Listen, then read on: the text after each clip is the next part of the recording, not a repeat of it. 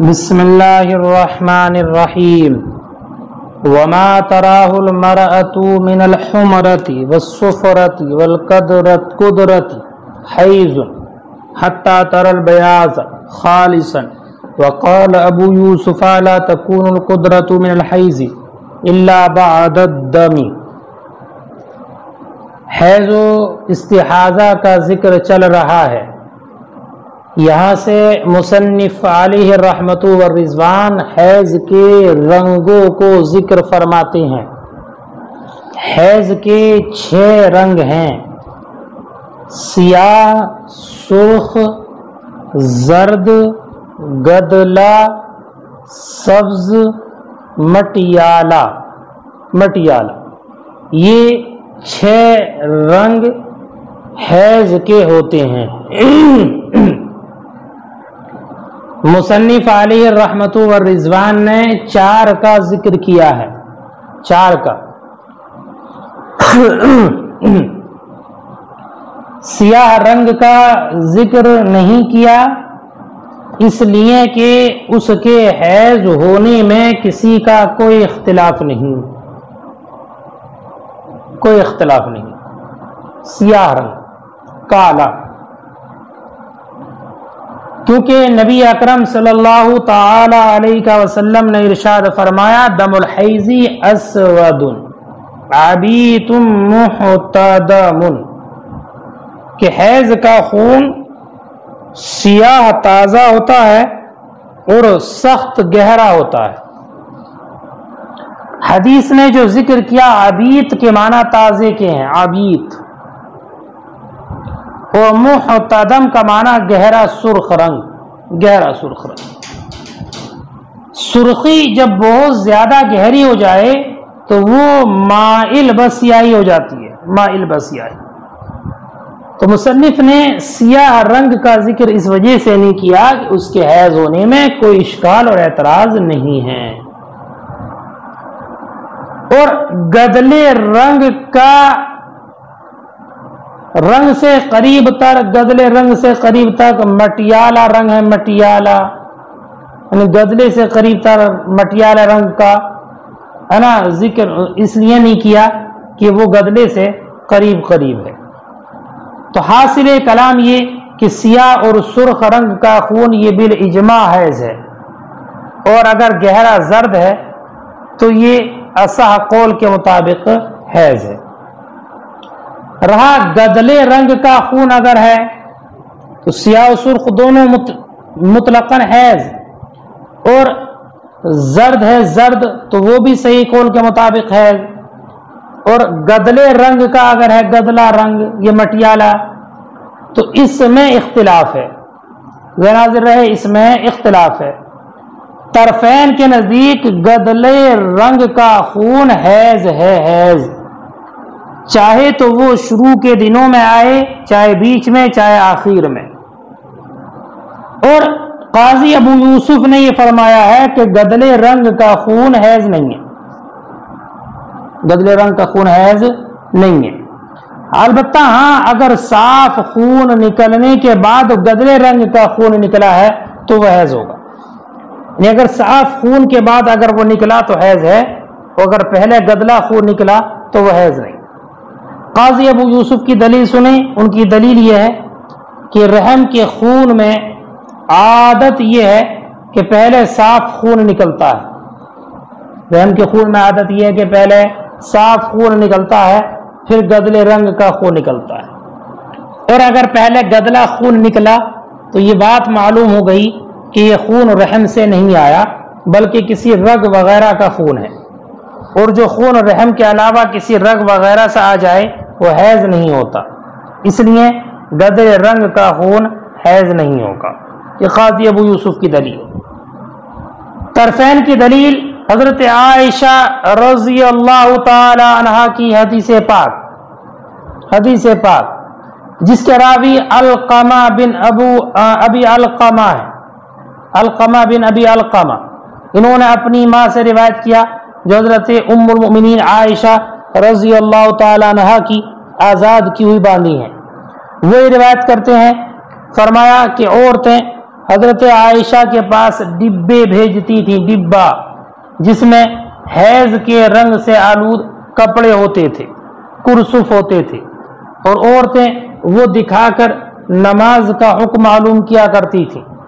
تو حضرت عائشہ فرماتی جلدی نہ کرو یہاں تک کہ خالص سفیدی نہ دیکھ لو، خالص سفیدی نہ دیکھ لو۔ تو اس حدیث سے معلوم ہوا کہ سفید رنگ کے علاوہ تمام رنگ جتنے بھی ہیں وہ سب کے سب حیض کے ہیں۔ اور حضرت عائشہ نے یہ جو کچھ بھی کیا یا کہا وہ حضرت نبی اکرم صلی اللہ علیہ وسلم سے سن کر ہی ایسا فرمایا ہوگا۔ بس سمجھے کہ نہیں؟ اور دوسری دلیل ہماری یہ بھی ہے، دوسری دلیل سنیں، فرماتے ہیں کہ رحم کا منہ یہ اوندھا ہوتا ہے، اوندھا، کہ بیٹا رحم کا منہ اوندھا ہوتا ہے، اوندھا۔ تو اب جب یہ منہ کھلتا ہے حیض کے زمانے میں تو پہلے اس سے گدلا خون نکلتا ہے، گدلا، اوندھے کا مطلب سمجھ رہے، الٹا الٹا، یعنی رحم کے اندر وہ خون جمع ہوتا رہتا ہے، تو جو گدلا خون ہوتا ہے وہ رحم کے منہ پر ہوتا ہے۔ تو جب وہ منہ حیض کے زمانے میں کھلتا ہے تو پہلے وہی گدلا خون نکلتا ہے، گدلا خون۔ یہ ایسے ہی ہے جیسے کہ مٹکا ہوتا ہے، مٹکا بیٹا، مٹی کا مٹکا جس میں پانی بھرتے ہیں کنویں سے، وہ مٹکا ہے۔ تو اگر اس میں پانی بھرا جائے کنویں وغیرہ سے تو اس میں کچھ مٹی وغیرہ آ جاتی ہے، کچھ گدلا پن ہوتا ہے، مٹی وغیرہ آ جاتی ہے، لیکن اس کو اگر رکھ دیا جائے تو وہ گدلا پن، مٹی، جو بھی اس کے اندر ذرات ہوتے ہیں وہ نیچے اس کی تلی میں بیٹھ جاتے ہیں، تلی میں بیٹھ جاتے ہیں۔ تو اب اس پانی کا جو گدلا پن تھا وہ اس مٹکے کی تلی میں بیٹھ گیا، تلی میں بیٹھ گیا۔ اب اگر اس کی تلی میں کوئی سوراخ وغیرہ کر دیا جائے، اس کی تلی میں کوئی سوراخ وغیرہ کر دیا جائے، تو اب سوراخ اگر اس کی تلی میں کیا جائے تو پہلے وہی گدلا پن جو تھا پانی کا وہ باہر نکلے گا اور بعد میں صاف پانی باہر نکلے گا۔ یہی حال رحم کا ہوتا ہے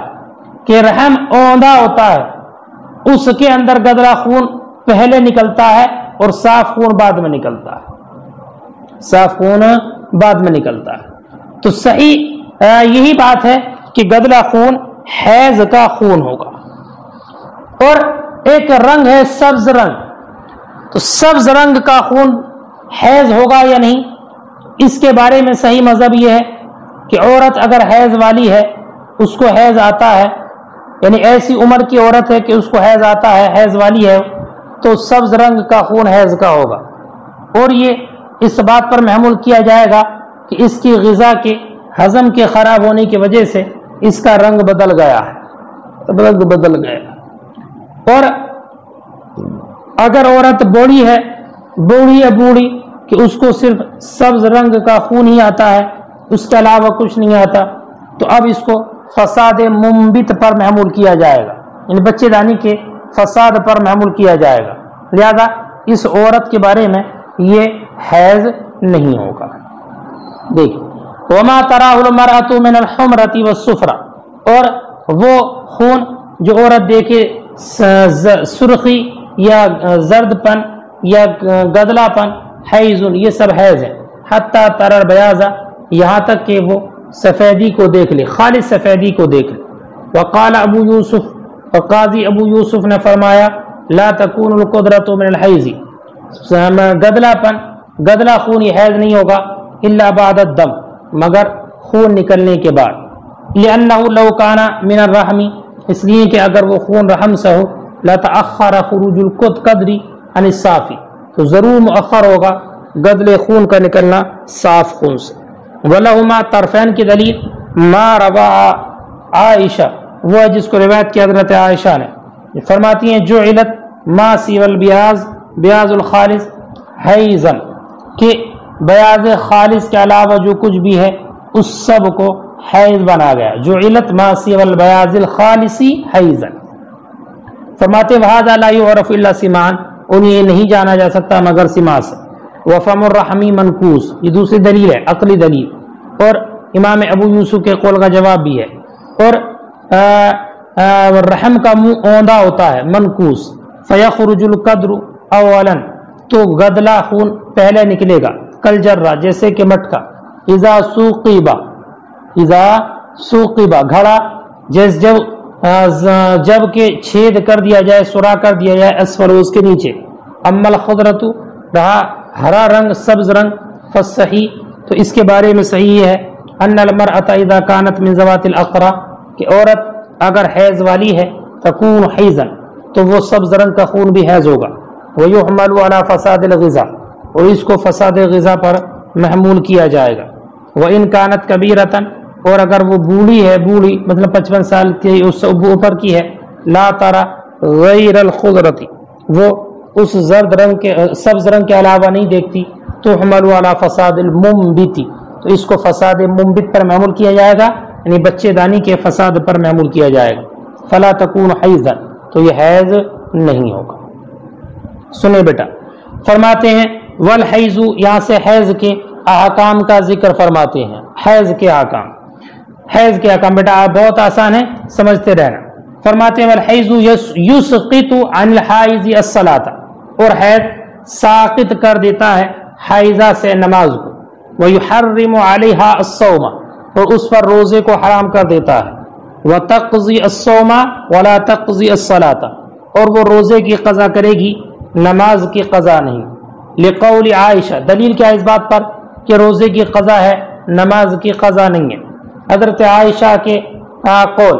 فرماتی ہیں کانت احدانا علی عہد رسول اللہ صلی اللہ علیہ وسلم، کہ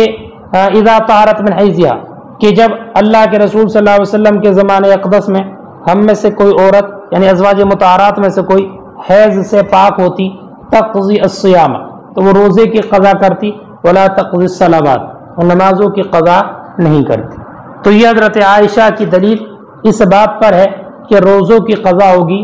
نماز کی قضا نہیں۔ اور دوسری عقلی دلیل ہماری یہ بھی ہے کہ نمازوں کے قضا کرنے کا حکم دیا جائے تو اس میں حرج ہے، اس میں حرج ہے، حرج کیوں؟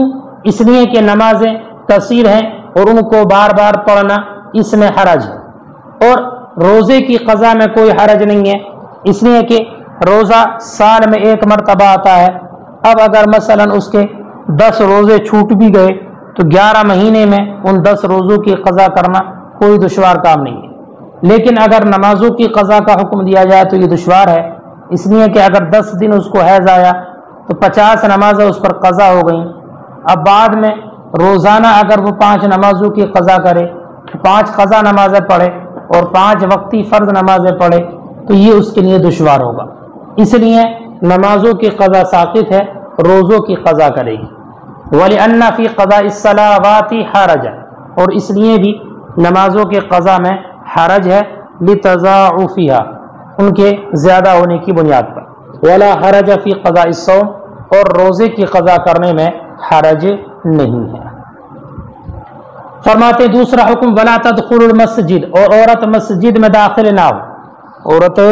مسجد میں داخل، تیسرا حکم ہے یہ کیا مسجد میں داخل نہ ہوگی، عورت مسجد میں داخل نہیں ہوگی، بس میں نہیں۔ ایسے ہی جنوبی انسان، یہ بھی ناپاک انسان اگر کوئی ہے تو اس کے لیے بھی، جنوبی کے لیے بھی مسجد میں داخل ہونا جائز نہیں ہے۔ نبی اکرم صلی اللہ تعالی علیہ وسلم نے حدیث پاک میں ارشاد فرمایا فإنی لا احل، فإنی پورے حدیث پاک ہے، فرمایا ان النبی قال وجہوا هذه البیوت عن المسجد فإنی لا احل المسجد لحائض ولا جنوب، کہ میں ان گھروں کے دروازوں کو مسجد کی طرف سے پھیر دو کیونکہ میں مسجد کو حائضہ یا جنوبی کے لیے حلال نہیں رکھتا۔ تو حائضہ عورت کا مسجد میں داخل ہونا یا ناپاک انسان کا مسجد میں داخل ہونا یہ جائز نہیں ہے، اور یہ حدیث پاک حجت ہے امام شافعی کے خلاف، امام شافعی کے خلاف، اس لیے کہ امام شافعی رضی اللہ تعالیٰ عنہ مسجد میں داخل ہونے کی اجازت دیتے ہیں گزرنے کے طور پر، یعنی اگر گزر کا کہیں نکل جانا ہے تو اس گزرنے کے طور پر مسجد میں داخل ہونے کی اجازت دیتے ہیں۔ امام شافعی کی دلیل اللہ تعالیٰ کا ارشاد مبارک وَلَا تَقْرَبُوا الصَّلَاةَ وَأَنْتُمْ سُكَارَىٰ حَتَّىٰ تَعْلَمُوا مَا تَقُولُونَ وَلَا جُنُبًا إِلَّا عَابِرِي سَبِيلٍ حَتَّىٰ تَغْتَسِلُوا، کہ تم نماز کے قریب نہ جاؤ اس حال میں کہ تم نشے میں ہو، نشے کی حالت میں نماز کے قریب نہ جاؤ یہاں تک کہ تم جان لو وہ جو تم کہتے ہو، اس کو سمجھنے لگو جو تم منہ سے کہتے ہو۔ ولا جنوبن، اور نہ مسجد میں جاؤ جنابت کی حالت میں، الا عابری سبیل، مگر وہ جو مسافر ہو۔ عابری سبیل سے مراد یہاں پر عابری سبیل کے معنی گزرنے کے ہیں، عابری سبیل کا معنی گزرنے کے ہیں۔ تو اب آیت کریمہ کا مطلب یہ ہوگا کہ جنوبی کا مسجد کے قریب جانا درست نہیں ہے،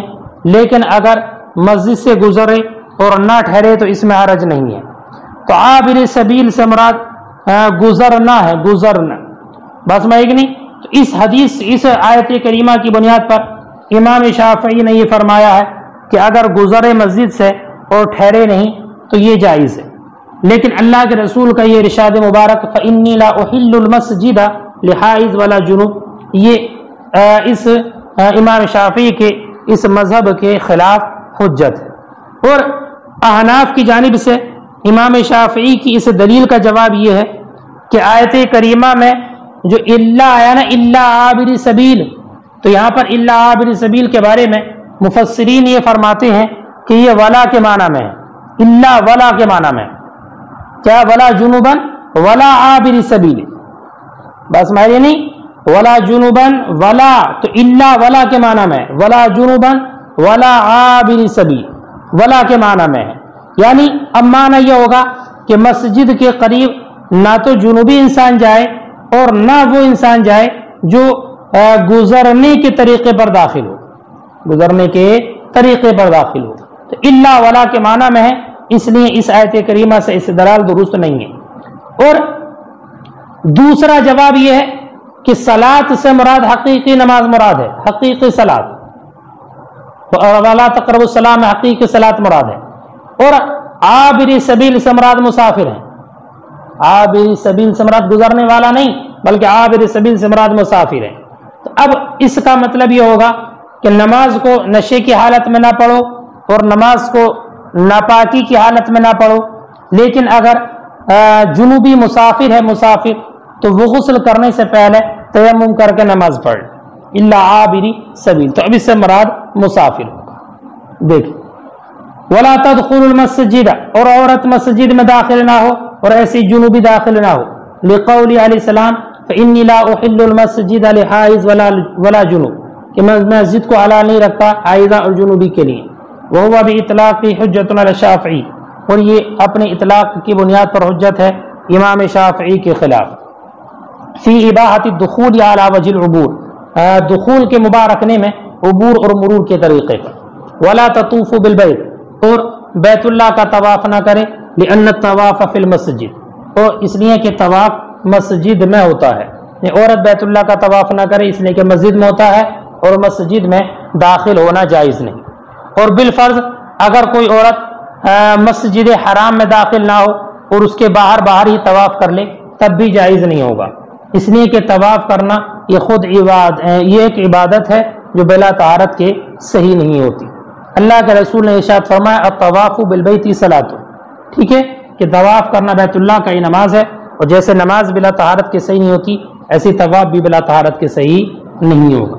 ولا یاتیها زوجها لقول تعالی ولا تقربوهن حتى يطهرن، اور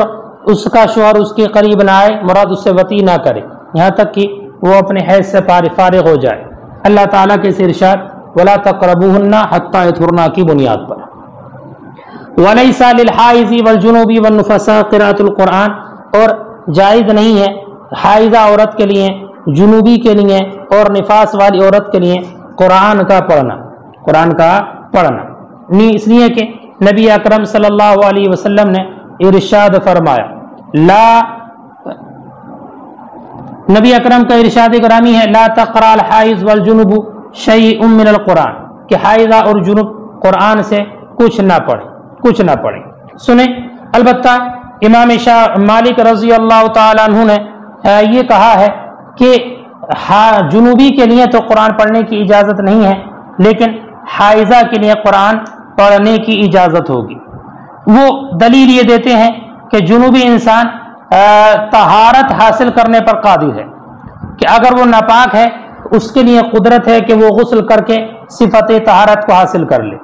इसलिए इस पर लाजिम है कि कुरान पढ़ने से पहले गुस्ल कर ले। लेकिन हाइज़ा औरत तहारत हासिल करने पर कादिर नहीं है और तहारत हासिल करना उसके बस में नहीं है। तहारत हासिल करने पर वो चूंकि कादिर नहीं, इस ज़रूरत के पेश नज़र हाइज़ा के लिए कुरान पढ़ने को इमाम मालिक ने जायज़ करार दिया है, और चूंकि वो तहारत हासिल करने पर कादिर है इसलिए उसके लिए जायज़ नहीं। लेकिन हमारी दलील यही अल्लाह के रसूल का इरशाद ग्रामी जो मुतलक है, ला तक़रा अल हाइज़ वल जुनुब शैअम मिनल कुरान। और इमाम तहावी रज़ी अल्लाह ताला अन्हु ने एक आयत से कम की तिलावत करने को जायज़ करार दिया है। उनकी दलील यह है कि कुरान के साथ दो हुक्म जिक्र किए गए हैं, दो हुक्म मुतालिक हैं। एक नमाज के जायज़ होने का, नमाज के जायज़ होने का मतलब यानी कुरान का नमाज में पढ़ना लाजिम है, क़िराअत कुरान से नमाज जायज़ होती है, और अगर कुरान ना पढ़ा जाए तो नमाज नहीं होती। और दूसरा हुक्म है हाइज़ा वगैरह के लिए कुरान की क़िराअत का मना होना, यानी हाइज़ा जुनूबी निफास वाली के लिए कुरान की क़िराअत करना ये ममनू है। फिर जो नमाज वाला हुक्म है उसमें भी तफसील है, अगर एक आयत की मिक़दार से पढ़ी है तो नमाज हो जाती है, और आयत से कम अगर पढ़ा है उसने तो नमाज जायज़ नहीं होती।